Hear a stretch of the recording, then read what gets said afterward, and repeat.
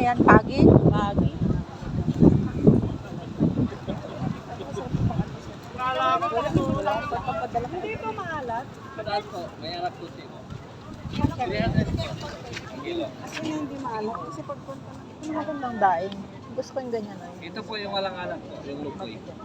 Kaso hindi parang maganda ba siya? At tilis. Hindi yung ganyan yung nalapat. Ano lang. Natin yata. Uy, yung ganyan. Ha? Dilis. Dati amount ito. Gusto rin yung ganyan. Yung ganyan. Wala rin po na, hinahanap natin. Wala kuya.